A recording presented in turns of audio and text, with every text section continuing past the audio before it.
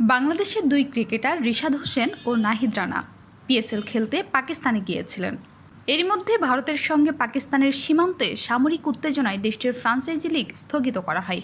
একই সঙ্গে বিদেশি ক্রিকেটারদের নিরাপত্তা নিয়ে তৈরি হয় উদ্বেগ। শেষ পর্যন্ত পাকিস্তান ক্রিকেট বোর্ডের প্রচেষ্টায় সব বিদেশি ক্রিকেটারদের বিশেষ বিমানে করে দুবাই নেওয়া হয়। সেখান থেকে বাংলাদেশের বিমান ধরেন রিশাদ ও নাহিদ। শনিবার বিকেলে হজরত শাহজালাল আন্তর্জাতিক বিমানবন্দরে পা রাখেন তারা। তাদের সঙ্গে দেশে ফিরেছেন পিএসএল কাভার করতে যাওয়া বাংলাদেশের দুই ক্রীড়া সাংবাদিকও। প্রথমবারের মতো পিএসএলে খেলতে পাকিস্তানে গিয়েছিলেন রিশাদ ও নাহিদ।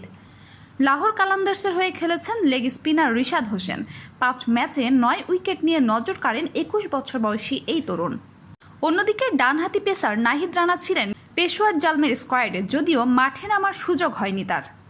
পাকিস্তানে ভারতের ড্রোন হামলার ঘটনার পরই পিএসএল সাময়িকভাবে বন্ধ রাখার সিদ্ধান্ত নেয় পাকিস্তান ক্রিকেট বোর্ড। এরপরই বাংলাদেশ ক্রিকেট বোর্ড দ্রুত যোগাযোগ করে নিশ্চিত করে রিশাদ ও নাহিদের নিরাপদে দেশে ফেরা।